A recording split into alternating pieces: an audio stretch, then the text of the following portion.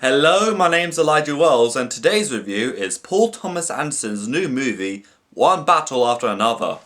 The movie follows Bob Ferguson, played by Leonardo DiCaprio, who is basically a washed-up and very drugged-up member of the member revolutionary group known as the French 75, who, after the group essentially got disbanded, pretty much lives completely off-grid with his daughter. But, however, after an old enemy of his turns out being Stephen Lockjaw, who's an uptight, really racist, really corrupt military official who kidnaps his daughter, so it's up to Bob to pretty much work out any way possible to get his daughter back from the corrupt officials and, of course, the rebranded group that is the French 75. Paul Thomas Anderson is definitely one of the most consistently brilliant directors to come out recently, even from his magnum opus movies in the late 90s with films like Boogie Nights and, of course, Magnolia, which is, up to this point, one of my favourite films from his catalogue. And, of course, particularly into 2000, he did something like Punch Drunk Love and There Will Be Blood, which has now been hailed as a modern-day masterpiece and one of the best films that came out of the 21st century. Then, moving on to do the 2010s, of course, this decade with Licorice Pizza, The Master, and of course, Inherent Vice, which we'll come back to right away because both this and Inherent Vice were based off a Thomas Pynchon novel, particularly Thomas Pynchon being best known for his works of like Gravity's Rainbow, Vinland, which this movie is based off loosely, Inherent Vice and V, and of course Shadow Ticket and The Bleeding Edge. He's known to be a very reclusive author whose books are known to be like layers and layers of characters and intertwining stories and just a lot of story. Particularly with, of course, Paul Thomas Anderson's 2014 effort being Inherent Vice, being an adaptation of his previous work. The movie did garner some mixed reviews, mostly lambasting its very complicated plot and a story that kind of takes way too many left and right turns to a point it becomes really too hard to follow.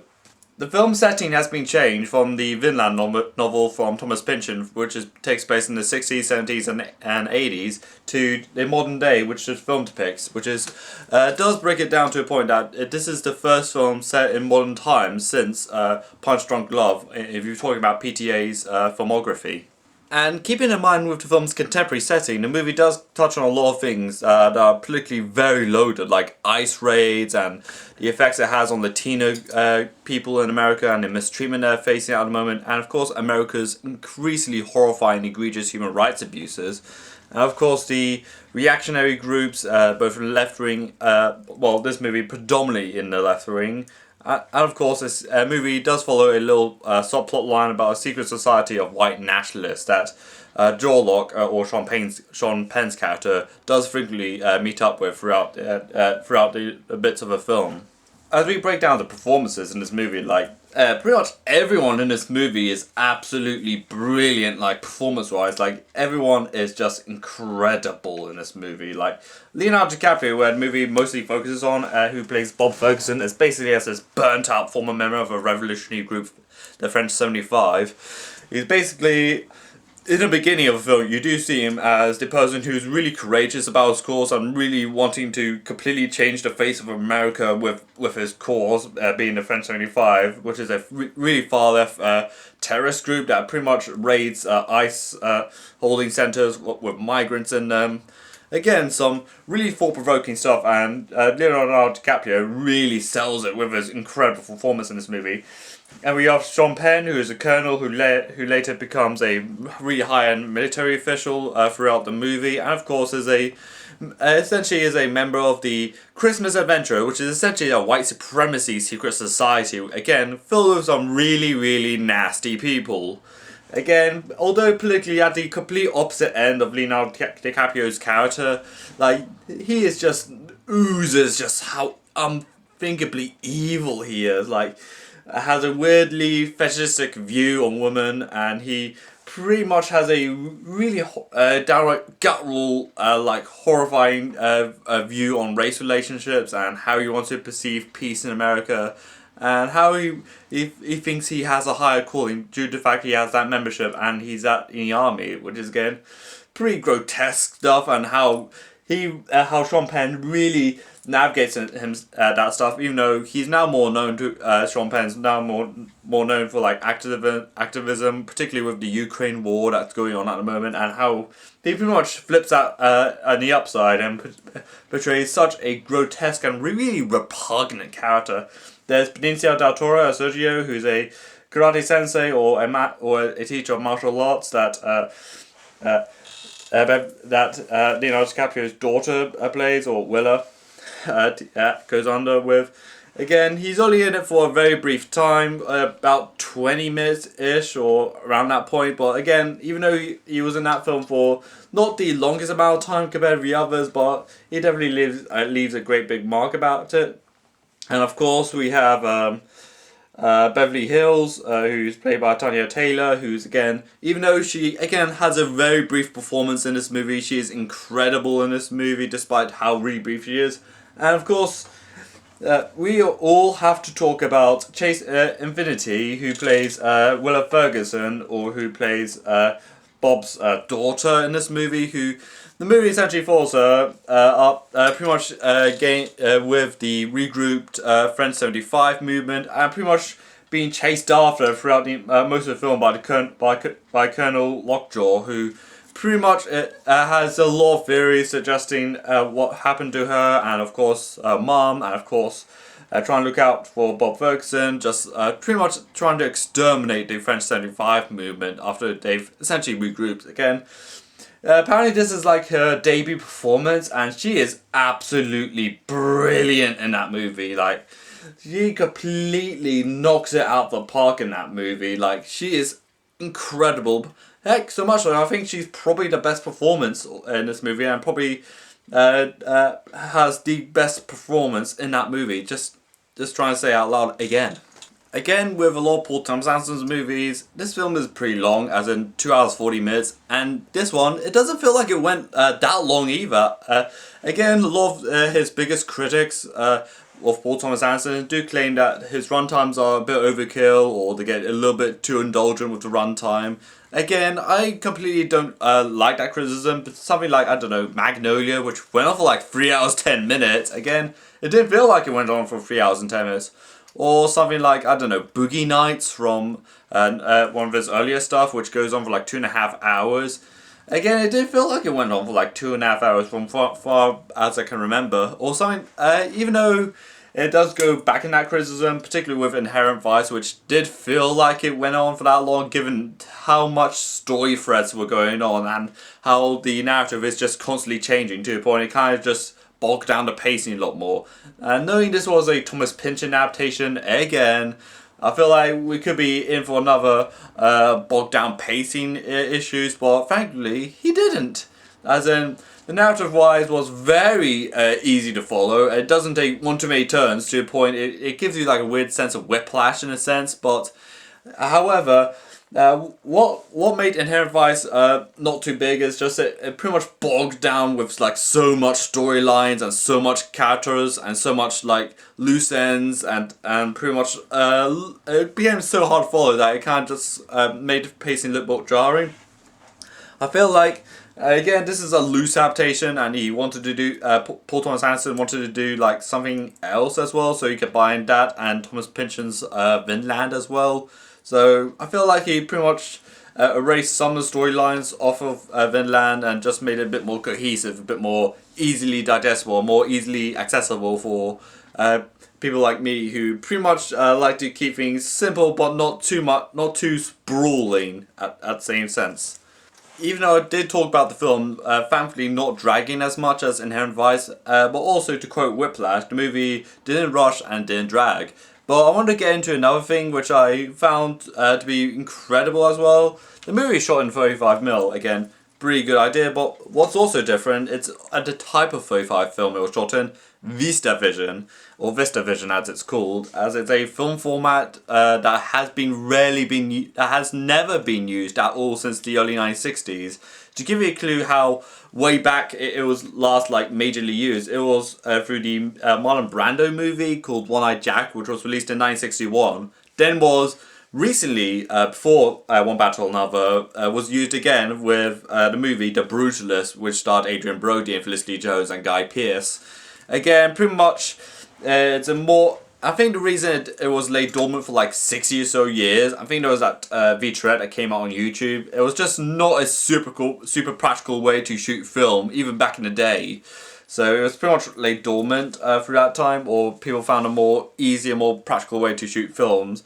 But again, the cinematography in this movie is absolutely gorgeous, and this is from a director whose cinematography wise is like super underrated. Yes, I'm even talking about the Oscar winning cinematography of like There Will Be Blood or something.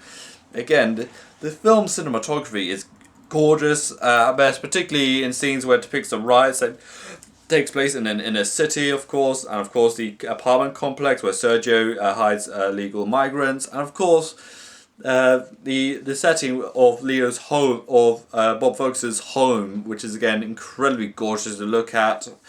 And again, the film's cinematography, and it's just such a very colourful movie as well. Like I said in quite a couple of recent reviews when I reviewed films that were definitely shot on film, is that they are by default a lot more colourful as films that were to be shot on digital, because if you shoot something digitally, the colours are a lot more flat and not as a bit more tacky at best. But this one is it's more bloomful, much more easy, and it's much more pungent as well. Like, as in the colour usage, which again, the movie is very beautiful to look at as well, particularly using VistaVision, which is like the second film in modern history to use that, which again, Godspeed to PTA and as well as Brie Quebec. And also what's super incredible about this movie, the score by the Radiohead's own guitarist being Johnny Greenwood. Like his music in that movie is again brilliant, just incredibly brilliant as well. Like I think a lot of it somewhat reminds me of something like the Wendy Carlos score of like Clockwork Orange, where there's that synth. I think that was meant to be an homage to like the Funeral of Queen Mary or something, and this is something that there's like that one note in both these songs where it just lingers on to the point it somewhat becomes very unsettling to me. Like.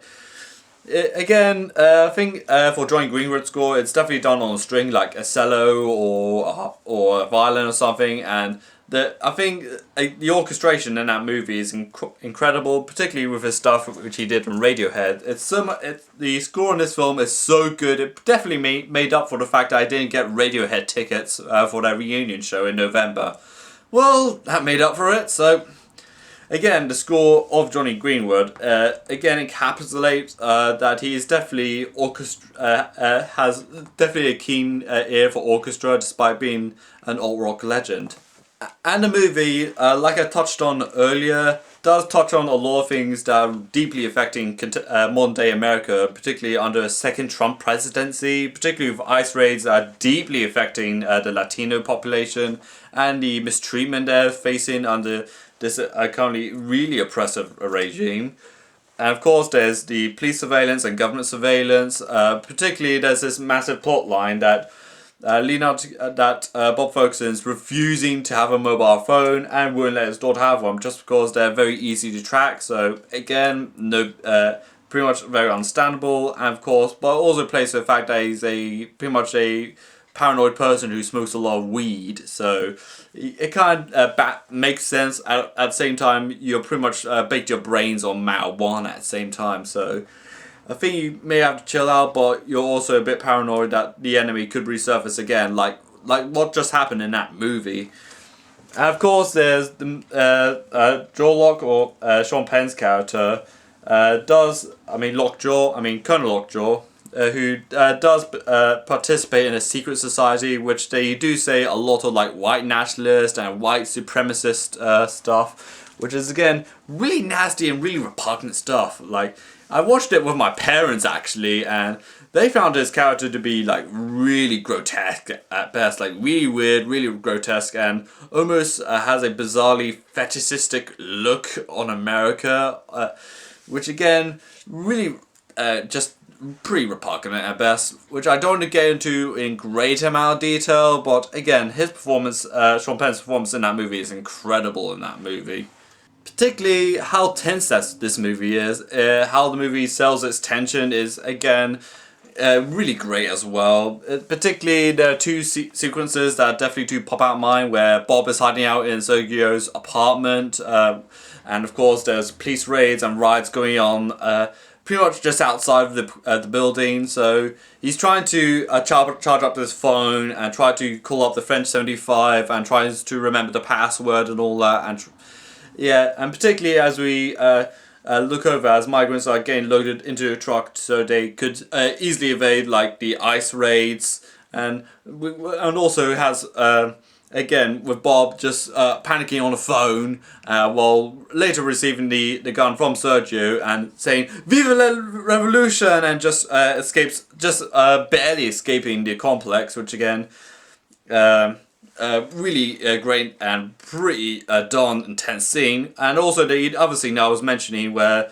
of course it has Willow, who's being chased by another member of the Christmas Adventure, like I said, a white supremacy cult at this point.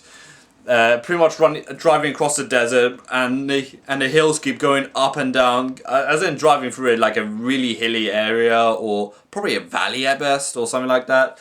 It kind of reminds me of the closing chase scene from the 1979 Mad Max movie, where you're constantly looking back. You're also constantly driving in a really high speed area, and of course you're not just looking back, but you're also looking forward in case of anything were to go wrong, like if enemies were to go in front of you or behind you. Like I'm not sure it was a direct homage or anything like that, but I've kind of feel it in the film's DNA a little bit. But again, some very intense stuff.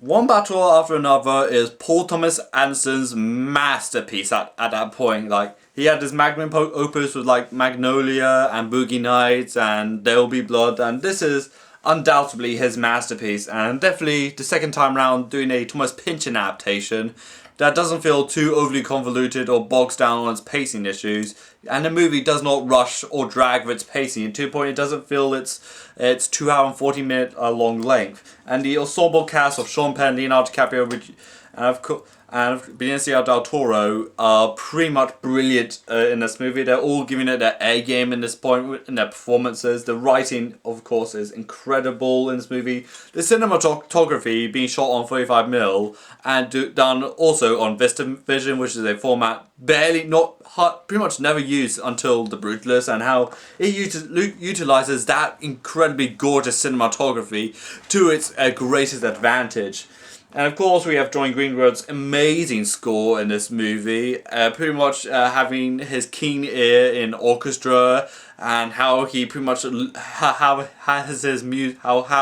his music pretty much linger the film's intensity and somewhat ranks up to 11, almost like a Spinal Tap. And of course there's political commentary that is definitely going to anger pretty much any MAGA or Trump supporters who are still defending him at this point.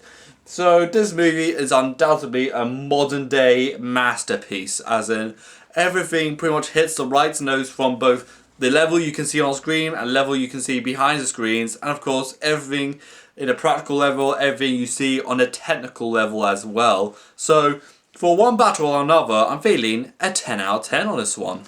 So, what do you think of One Battle After Another? Let me know in the comments below. Like this video, subscribe to my channel, and follow me on Twitter, Instagram, Letterboxd, Blue Sky, Threads, and dislike rolls, and bye.